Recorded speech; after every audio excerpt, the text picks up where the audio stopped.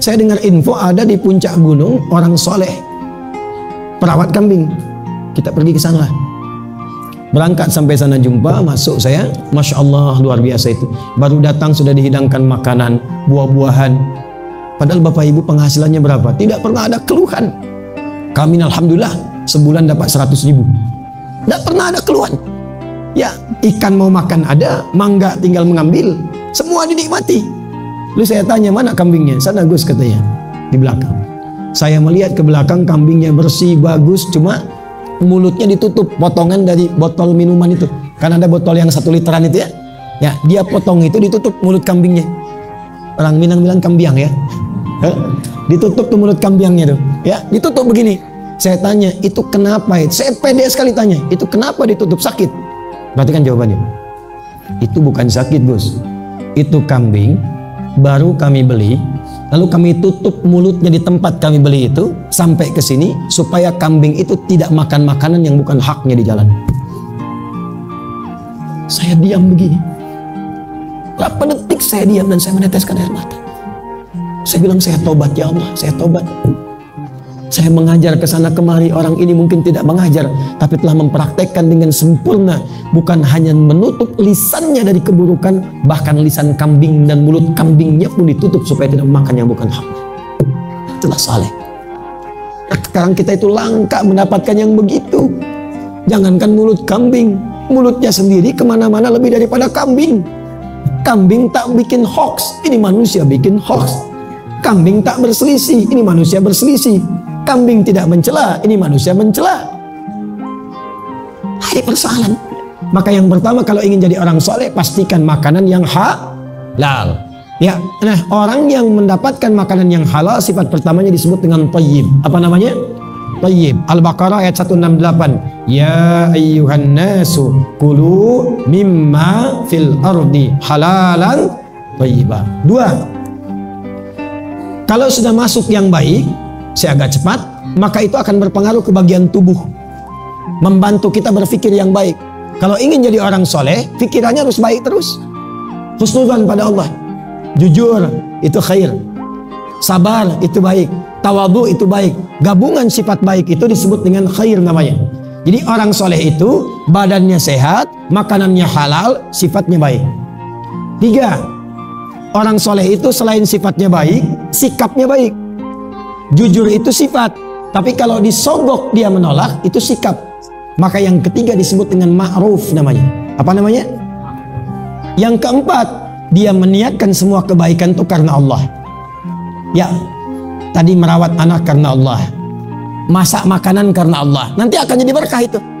Ya, saya cerita kemarin di Lembah Gumanti, ada anak di Arab Saudi viral. Bu, ibu masak makanan, ada tamu dari bapak. Bapak tamunya sudah datang, ibu sudah masak dari malam, ibu siapkan resep. Makanan sudah jadi, sudah baik. Tiba-tiba ibu mau hidangkan, anak ibu datang. Bawa pasir dia bilang, bundo, dia siram makanan pakai pasir.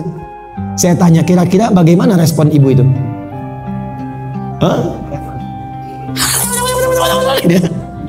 Perhatikan, kalau makanan yang masuk halal, sifatnya khair, maka yang keluar ma'ruf dan dikerjakan karena Allah. Ibu itu tahu, doa ibu itu kalau dilakukan karena Allah dalam mendidik anak, maka doanya menembus aras tanpa sekat, tanpa hijab. Maka kata ibu itu, dia katakan, ya bunayyana, kamu ini idzhab ilal haram takunu imaman fi, pergilah engkau ke Masjidil Haram saya jadi imam. Anaknya masih kecil, belum balik dia, baru 3-4 tahun kurang lebih usia. Ternyata sampai sekarang anak itu tidak menjadi imam di Masjidil Haram, di Masjid Nabawi, tapi menjadi ketua dewan imam di 2 masjid suci itu.